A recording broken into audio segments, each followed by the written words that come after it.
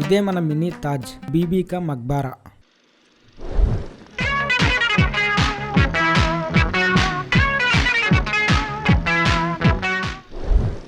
నమస్తే, welcome to same day with new blog and good afternoon guys. ఇదంతా Ellora caves. ఈ ఎండకి రాళ్ళ మీద తిరిగేసరికి అందరూ ఫుల్ ఆకలి మీద తింటారు. ఒక్కరి దగ్గర నుంచి కూడా మాటలు రావడం లేదు. ఇక్కడ ఎక్కడైనా ఆంధ్ర మిల్స్ దొరుకుద్దా అని ఎల్లోరా దగ్గర అడిగితే ఔరంగాబాద్కి వెళ్ళే దారిలో అన్నపూర్ణ మెస్ ఉంది అని చెప్పారు. ఔరంగాబాద్ 24 కిలోమీటర్స్. ఔరంగాబాద్కి వెళ్తామంటే మన శివుడి ప్రపంచంలో నుంచి మెల్లగా అల్లా ప్రపంచంలోకి shift అవుతున్నట్టుంది.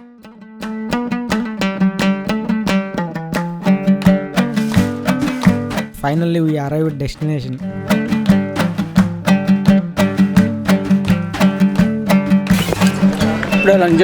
So let's meet Aurangzeb with lots of energy. మనం షిరిడీలో ఉన్నంత వరకే ఈ పప్పు, రసము, ఇడ్లీ, దోశ అన్ని.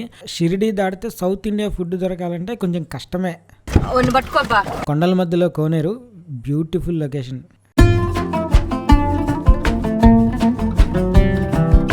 పోర్ట్ ఇదేనా? నువ్వు డబుల్ రోడ్ వేయకుండా ఇది బాద్దని. డబుల్ రోడ్ వేస్తే బాద్దు కదా. స్ట్రాబెర్రీ చెట్టు, స్ట్రాబెర్రీ డాడీ నాకు ఫ్రూట్ లో ఏం నచ్చుతుంటే నీకు నచ్చిందేంటి?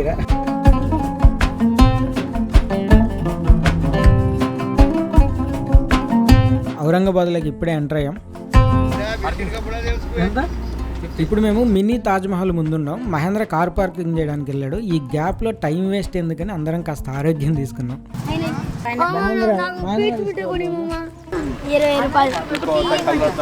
ఇదే మినీ తాజ్ మహల్ ఎంట్రన్స్. కెమెరాకి ఎక్స్ట్రా 25 రూపీస్ తీసుకున్నాడు.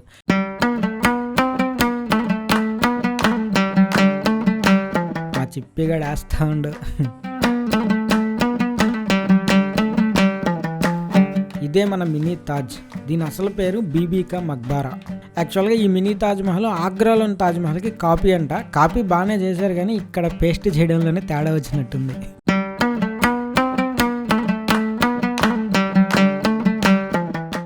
గేట్ దగ్గర నుంచి తాజ్ మహల్కి ఎంత దూరం ఉందో చూడండి. బీబీ కా మక్బారా హిస్టరీ ఏంటంటే ఔరంగజేబు వాళ్ళ ఫస్ట్ వైఫ్ తన లాస్ట్ సన్కి జన్మనిచ్చిన 4 రోజుల తర్వాత చనిపోయిందంట.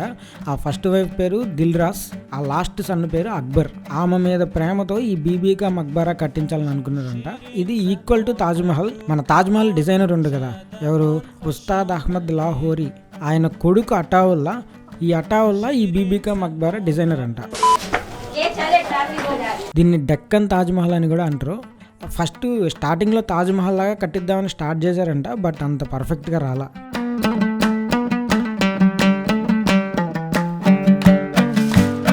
ఈ మినీ తాజ్కి యూజ్ చేసిన పాలరాయిని జైపూర్ గనుల నుంచి తెప్పించిందంట. అప్పట్లోనే దీని బడ్జెట్ వచ్చి 6,68,203 రూపాయల 7 అనాలంట. ఈ ట్రిప్ మొత్తంలో నేను అక్కడ గమనించా, ఏ రిలీజియన్లోని ఆర్కిటెక్చర్లో అయినా పూలు, చెట్లు కామన్గా ఉంటాయి. ఎందుకంటే ప్రకృతి అందరికీ ఒకటే కదా. వావ్, అప్పుడప్పుడు ఇలాంటి విషయాలు కనిపెడతా ఉంటే నా టాలెంట్ మీద నాకే కుళ్ళేస్తూ ఉంది. ఇదే దిల్రాజ్ సమాధి. ఈ సమాధి మీద కాయిన్స్ వేసి కోరుకుంటే మనం కోరిన కోరికలు తీరుతాయంట.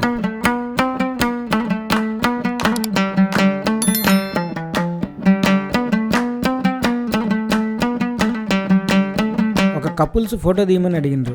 మన ప్రతిభ చూపించే టైం వచ్చింది. ఇక్కడ ఇంతమంది ఉంటే నన్నే ఫోటో తీయమని ఎందుకు అడిగినారంటారు. Maybe already they know I'm talented అని. పానీలే, ఆ తాజ్మహల్ ఎలాగో చూడలేకపోయాం, కనీసం ఇదైనా చూడగలిగామని అందరం కొంచెం హ్యాపీ ఫీల్ అయ్యాం.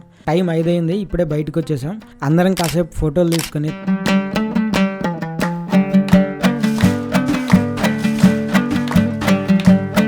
తాజ్మహల్ పైనుంచి సన్సెట్ని కాసేపు ఆస్వాదించి కిందకు వచ్చేసాం.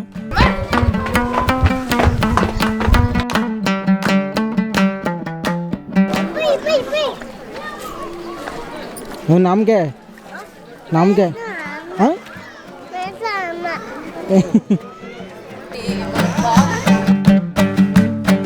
గేట్ చూడండి ఎంత పెద్దగా ఉందో.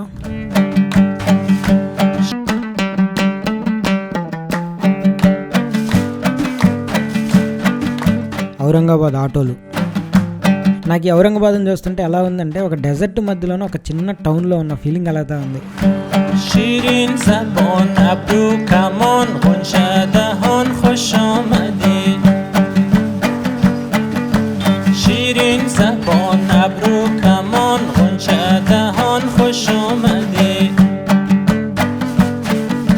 در محفل ఇంకా ఔరంగాబాద్ నుండి రిటర్న్ స్టార్ట్ అయ్యాం. محتابان خوش آمدید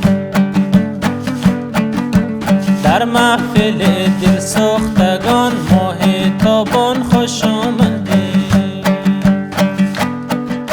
సో సన్సెట్ స్టార్ట్ అయింది, మేము కూడా రిటర్న్ షిరిడీకి స్టార్ట్ అయ్యాం. ఇది ఇవాల్టి వ్లాగ్. నెక్స్ట్ వ్లాగ్లో మళ్ళీ కలుసుకుందాం. బాయ్.